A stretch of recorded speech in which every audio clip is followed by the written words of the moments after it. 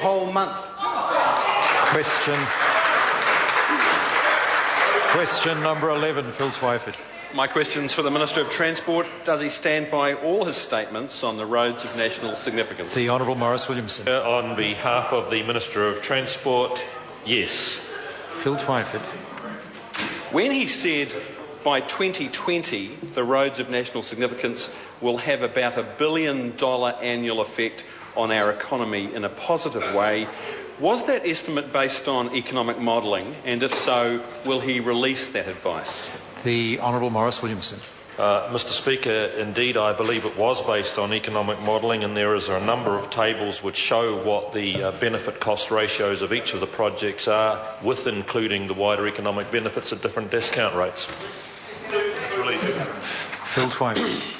Does he think it's fair that NZTA are spending $1 billion a year on new state highways, have spent $14.9 million on consultants for the Puhoi to Wellsford motorway, $1.6 million on public relations for the same motorway, and have $33 million budgeted for the next 3 years, but they say they have no money to purchase the home of Bob and Jill Scott, even though the planned route goes through the middle of their home? The Honourable Maurice Williamson. Mr Speaker, on behalf of the Minister of Transport, the purchase of a particular person's property for a particular route into the future, I would have thought was very much an operational matter for the New Zealand Transport Agency. Phil Twyford. Supplementary, Mr Speaker. Does he think Northlanders would prefer the country, given the government's intention to borrow for state highways, does he think Northlanders would prefer the country to borrow to build a duplicate road that would slice a few minutes off the journey time between Auckland and the Omaha turn-off, or would they prefer the nearly $3,000 each of them would get every year for the rest of their lives for the same cost?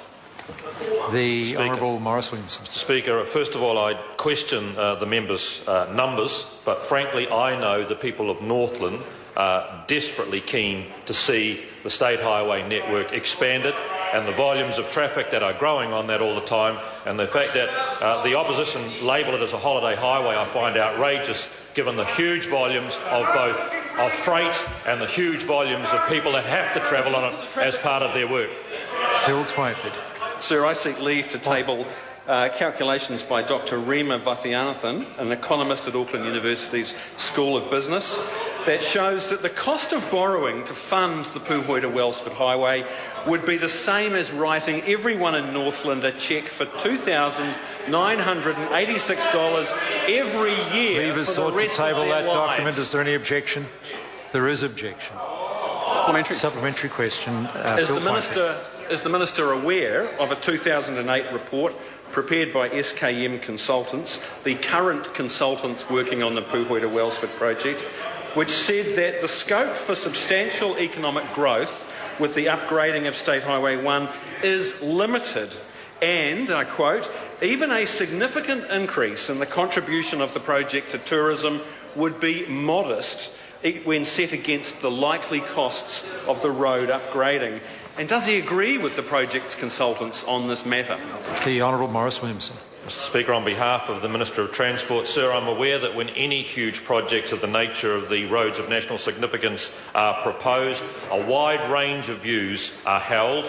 Those who are opposed to building roading networks come out with some of the most shonky figures to try and prove why you shouldn't do them, and those who support them come out with their numbers. Sir, I think the numbers that the New Zealand Transport Agency are using, which are well-founded, well analysed and well based on, are the actual numbers that this House should give some credence to. Question number 12, Dr Jackie Blue. Thank you, Mr Speaker. My question is to the Minister for